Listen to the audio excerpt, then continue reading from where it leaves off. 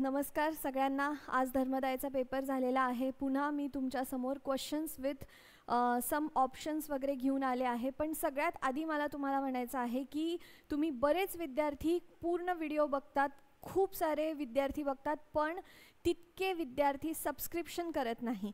तर प्लीज जेव्हा मी तुमच्यासाठी काहीतरी एफर्ट्स घेत आहे, मला काहीच नको आहे तुमच्याकडनं, एक मोटिवेशन म्हणून तेवढी गोष्ट पाहिजे आहे. जर होऊ शकत असेल तर प्लीज बघत असाल तर तेवढं एक सबस्क्रिप्शन करून टाका. काय होत असतं, तुमच्यासोबत आमची पण ग्रोथ झाली तर आम्हालाही खूप छान वाटतं, एक मोटिवेशन येतं. चला, आजचा पेपर आपण डिस्कस करणार आहोत इथे. आणि आज आपल्याला सगळ्यात आधी GS-GK जो सगळ्या स्टुडंट्सला खूप जास्त डाऊट्स असतात त्याच्यामध्ये विचारते मी.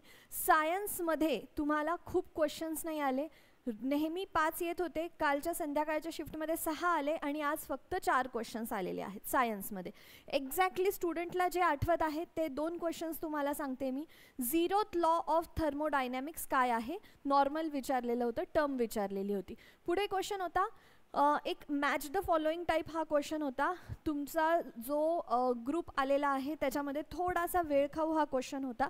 इकडे 4 टाइप्स ऑफ टिश्यूज दिले होते आणि इथे 4 टाइप्स ऑफ ऑर्गन्स दिले होते. त्याच्यासोबत ते मॅच करायचं होतं की कोणता टिश्यू कुठे मिळतो. हा एक थोडा वेळखाऊ असा क्वेश्चन होता. अजून 3रा आणि 4था हे क्वेश्चन्स प्लीज मला कॉमेंट करा.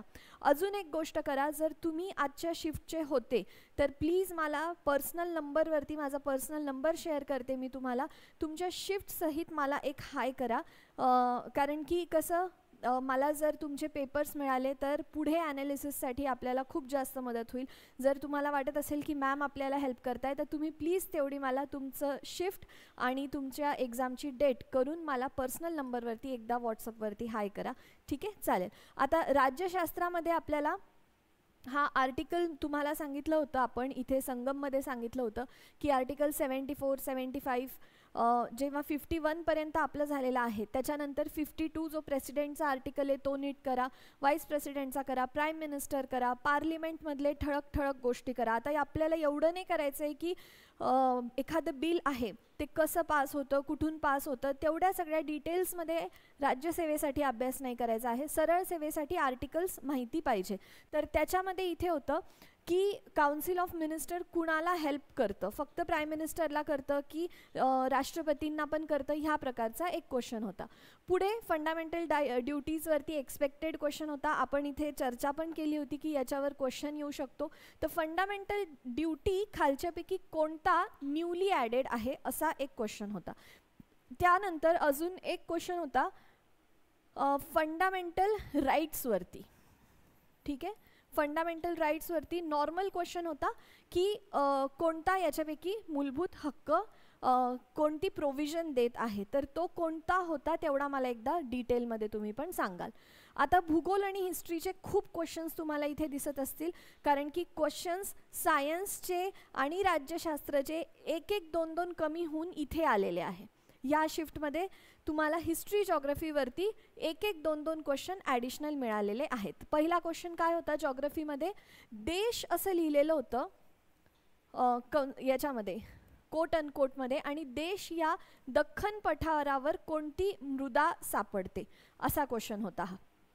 पुढे मृदेवरतीच अजून एक क्वेश्चन आला होता की बेसाल्ट जो रॉक आहे त्याच्यापासून महाराष्ट्रामध्ये कोणती मृदा आपल्याला बघायला मिळते. म्हणजे मृदेवरती आपल्याला 2 क्वेश्चन, सॉइल्सवरती 2 क्वेश्चन मिळाले होते. काल त्यांनी सॉइल इंट्रोड्यूस केलेलं होतं. तुमच्या चेकलिस्टमध्ये लिहून घ्या, नद्या, सॉइल्स, पर्वतरांगा. का म्हणत आहे, क्वेश्चन सेम त्याच्यावरनं आलेले आहेत. एक्स्ट्रा अभ्यास जर करायचा असेल तर मग तुम्हाला किल्ले त्यांचं कुठे आहे किंवा सगळे तुम्ही महाराष्ट्रामधले सगळे महाराष्ट्रामधले सगळे जिल्हे नीट पाठ करून जा. का बरं, तुम्हाला इथे आता क्वेश्चन्स कळतील. हे बघा, दुसरा क्वेश्चन डिस्कस झाला, पहिला झाला. कालचा रिपीट क्वेश्चन होता. काल आपण इथे जेव्हा ॲनालिसिसमध्ये बोललो, कृष्णा रिव्हरच्या उपनद्या आल्या होत्या. जर कुणी तसं पाहून घेतलं असतं की बाबा आन्सर काय, तुम्ही मला आन्सर विचारत होते मॅम सोबत आन्सर्स पण सांगा ना, पण मग व्हिडिओ खूप जास्त लांब म्हणजे मोठा होऊन जातो आणि पुढच्या विद्यार्थ्यांना पण परीक्षेमध्ये लवकर जायचं असतं तर लवकर लवकर त्यांना एक ॲनालिसिस पाहिजे असतो. उत्तरं देत राहिले मी, उत्तरांचं पण वेगळं वाटलं असतं सेशन घेऊन येईल मी, असं नाही की नाही, उत्तरांचं वेगळं सेशन असेल. याच्यामध्ये खूप उत्तरे एक्सपेक्ट करू नका, जे खूप काहीतरी वेगळा क्वेश्चन आहे त्याचं उत्तर देईल मी. आता पुन्हा रिपीट झालेला आहे क्वेश्चन, कृष्णा रिव्हरच्या ट्रिब्युटरीज काय आहेत? उपनद्या कृष्णा नदीच्या विचारल्या होत्या. तुम्ही प्लीज महाराष्ट्रामधल्या तुम्हाला ज्या विद्यार्थ्यांनी आपल्याला कॉल केलेला आहे, देशमुख सरांनी, विशाल देशमुख सरांनी तुम्हाला नद्या करून जा आणि कृष्णा रिव्हर करून जा असं सांगितलं होतं. ह्या शिफ्टला येईल, नाही आली तर पुढच्या शिफ्टला तर नक्की येईल. काल सांगितलं होतं, कालही आली, आजही आली. ठीक आहे, का बरं सांगत आहे? कारण की करंट अफेअर्समध्ये ही रिव्हर सुरू आहे, म्हणून प्लीज जे चेकलिस्ट सांगत आहोत आपण इथे, जे चेकलिस्ट डिस्कस करत आहोत तेवढं तरी करून जा, म्हणजे तुम्हाला 10 मार्क किंवा 5 क्वेश्चन म्हटले तर 10 मार्क तरी तुम्हाला जास्त पडतील. पुढे, पन्हाळा किल्ला कोणत्या राज्यामध्ये आहे? पन्हाळा किल्ल्याबद्दल इथे विचारलेलं आहे. आता तुम्ही हे बघून घ्या की वारसा धरोहर जी असतात त्यांच्यामध्ये कोणते कोणते किल्ले येतात, प्लीज एवढं पण बघून जा. पुढे, सर्वात जास्त पर्जन्य विभाग कोणता आहे महाराष्ट्रामध्ये? असा क्वेश्चन होता. ऑप्शन्स होते सह्याद्री पूर्व, सह्याद्री पश्चिम, विदर्भ आणि मराठवाडा. हे सगळे ऑप्शन्स होते. आता ज्यांनी अभ्यास केला असेल त्यांना माहिती आहे, वरवर जरी अभ्यास केला असेल तरी माहिती आहे विदर्भ आणि मराठवाडा तर येणार नाही, सगळ्यात जास्त पाऊस इथे तर पडतच नाही.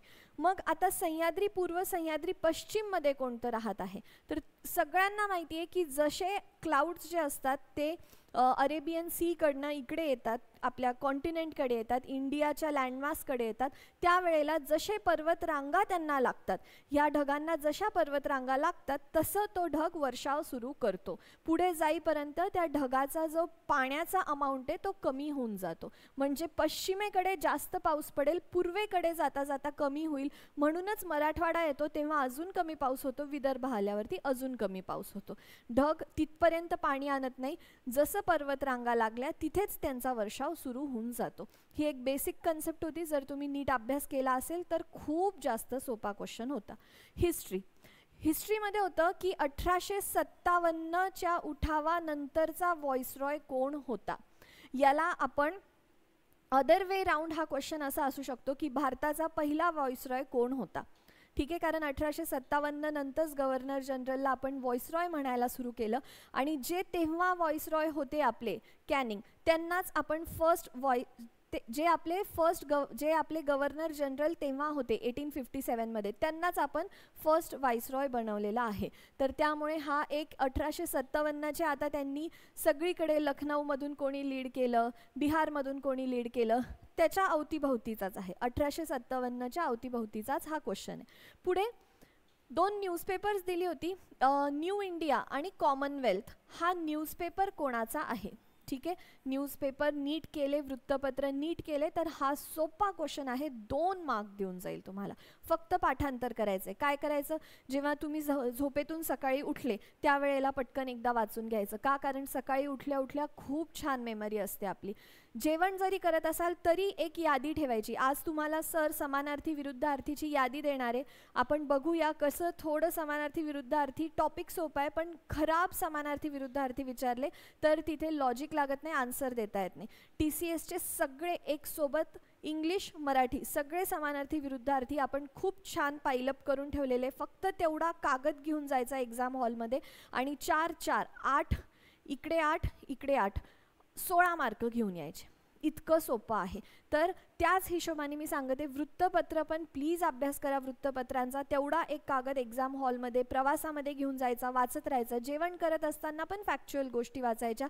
यांनी आपल्याला एक एक क्वेश्चन कसेही 20 मार्क देऊन जातो. हा आला एक वृत्तपत्रातून क्वेश्चन.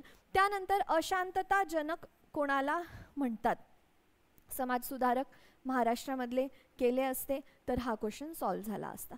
पुढे, अस्पृश्यता निर्मूलन चळवळ कोणती आहे याच्यापैकी? पुन्हा समाजसुधारक आणि समाजसुधारकांनी कोणत्या चळवळी केलेल्या आहेत आणि त्याचं ऑब्जेक्टिव्ह क्वेश्चन हा तसं पाहिलं तर समाजसुधारकामध्येच येतो, केलं तर लक्षात राहतं. आता इथे ऑप्शन्स होते प्रार्थना समाज, सत्यशोधक आणि आर्य समाज. आर्य समाज लगेच कट होऊन जात होतं, कारण की आपल्याला माहिती आहे की वैदिक परंपरा ज्या होत्या किंवा हिंदुइझममध्ये पुन्हा रिव्होल्यूशन आणण्यासाठी आर्य समाज होतं. प्रार्थना समाज आणि सत्यशोधक समाजामध्ये काही विद्यार्थ्यांना जर त्यांनी वरवर अभ्यास केला असेल तर कन्फ्युजन होऊ शकतं, कारण की दोघांनी पण कास्ट रिफॉर्म्स आणले होते, पण प्रार्थना समाजमध्ये बऱ्याच गोष्टी इन्क्लुडेड होत्या, फक्त अस्पृश्यता निर्मूलनासाठी नव्हती ती. एक ऑब्जेक्टिव्ह होता तो, अस्पृश्यता निर्मूलन पण करू, सोबत डावरी नाही घेऊ देऊ, म्हणजे हुंडाबळी, एज्युकेशन, सगळ्या गोष्टी मिळून प्रार्थना समाज होती. आणि ही सत्यशोधक मेन अस्पृश्यता निर्मूलनासाठीच होती. जर तुम्ही फुलेंचा अभ्यास केला असता, आपण मला वाटतं फर्स्ट शिफ्टमध्येच तुम्हाला सांगितलेलं आहे इथे कोणते कोणते सत्यशोधक, कोणते कोणते समाज सुधारक करायचे, सगळे नावं सांगितले होते मी तुम्हाला. त्याच्यामध्ये आपण फुले बघितलं होतं, सावित्रीबाई फुले पण करून जा, त्यांनी कोणत्या स्कूल्स काढलेल्या आहे, आगरकर सांगितलं होतं, यांच्या चळवळी येणं अपेक्षित आहे. ठीक आहे, पुढे श्री नारायण गुरु यांची जी संस्था आहे ती कोणत्या वर्षी स्थापन झाली होती, असा एक खूप फॅक्च्युअल क्वेश्चन होता. लक्षात राहण्यासारखा प्रत्येका काय म्हणतात याचं स्कीम तुम्हाला लक्षात राहील, त्याचं वर्ष लक्षात राहील असं नाही आहे. जर हा क्वेश्चन तुमचा सुटला असेल किंवा रॉंग झाला असेल तर इट्स ओके, यांनी कट ऑफ डिटरमाइन होण्यासारखा क्वेश्चन नाही आहे. आता इकॉनॉमिक्सवरती आपल्यापैकी जितके विद्यार्थी होते, मी जितक्यांशी बोलले क्वेश्चन आलेला नाही असं बोलले आहेत, आला असेल, तुम्ही जर त्यांना काउंटर करत असाल तर प्लीज कॉमेंटमध्ये सांगा कोणता क्वेश्चन आला होता. अर्थसंकल्पाचं तर नावच नव्हतं, कुठेच इकॉनॉमिक सर्वे नव्हता. आता चालू घडामोडींवरती आज आपल्याला फक्त आणि फक्त 3 क्वेश्चन्स बघायला मिळाले आहेत, प्रत्येका विद्यार्थ्याकडनं व्हेरीफाय केलेला आहे, याच्या बाहेर कोणता क्वेश्चन नव्हता. पहिला होता बालिका दिन, 2025चा जो बालिका दिन होता त्याची थीम काय होती, त्या बालिका दिनची थीम विचारली होती. त्यानंतर कृषी समृद्धी योजना, याच्यामध्ये खूप जास्त फॅक्च्युअल क्वेश्चन होता. मला नाही वाटत की म्हणणं असं एवढं बरोबर नाही आहे, पण जे इम्प्लिमेंट पण करत असतील, मेन मिनिस्ट्री नाही म्हणत आहे मी, पण नॉर्मल ग्राउंड लेवलवरती, तर इतकं जास्त नॉलेज असणं, स्पेसिफिक नॉलेज असणं थोडं अवघड आहे. काय होतं की कृषी समृद्धी योजना ही जेव्हा फंड डिस्बर्स करते तेव्हा किती महिन्याला किती कोटी करते, आणि ऑप्शन्स पण होते 3 महिन्याला 6 कोटी, 3 महिन्याला 6.7 कोटी, याप्रमाणे होते. ऑप्शन्स पण खूप दूरचे नव्हते, पूर्णांकामध्ये डेसिमलमध्ये खेळलेले होते. 3 महिने 4 महिने असा होता तो क्वेश्चन. तर ठीक आहे, जर तुमचा सुटला असेल तर अगेन इट्स ओके. पुढे एक पुस्तक होतं की mother Mary comes to me, हे पुस्तक कुणी लिहिलेलं आहे, त्याच्यात एकच नाव अरुंधती रॉय होतं, बाकी इंटरनॅशनल नावं होती. आणि पुस्तकाचं नाव पण जे आहे ते इंडियन नाही आहे किंवा मराठी हिंदीमध्ये नाही आहे, त्यामुळे स्टुडंट्सला वाटलं की हे इंटरनॅशनल बुक असेल. मेरी म्हटलं तर जीजसशी रिलेटेड आहे, पण ॲक्च्युली त्याचा आन्सर अरुंधती रॉय असं होतं. आता पुढे इंग्लिशमध्ये इडियम्स आले, काही इडियम्सवरती 2 क्वेश्चन्स आले आपल्याला. अँटोनिम हे 2 आलेले आहेत. पहिला होता वोन, जिंकणे, याचा अँटोनिम काय आहे, लूज आहे की काय आहे, वोनचा असणारे हारणं. आणि अढेर, एखाद्या गोष्टीला जी तत्व असतील त्याला फॉलो करणं, या गोष्टीला अढेर म्हणतात. आणि मग याच्या अपोजिट अँटोनिम काय आहे.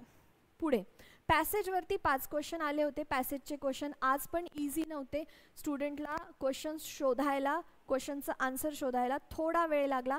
पॅसेज पुन्हा ग्रुप 4मध्ये आलेला आहे, त्याच्यासोबत जे रिझनिंग आलं होतं ते पण पझल होतं, त्याच्यासोबतचं रिझनिंग विद्यार्थ्यांना सोडवायला थोडा प्रॉब्लेम झाला होता. पुढे पॅराजंबलवरती रोज 5 असतात, आज 4 क्वेश्चन होते. आणि एक 1 वर्ड सबस्टिट्यूशनला जो क्वेश्चन आला होता तो जशाला तशा आपण इथे बघूया की ambulance is required for what, ambulance कशासाठी लागते. ऑप्शन्स होते फर्स्ट एड, रेस्क्यूसाठी, हॉस्पिटलायझेशनसाठी, पिकनिकसाठी.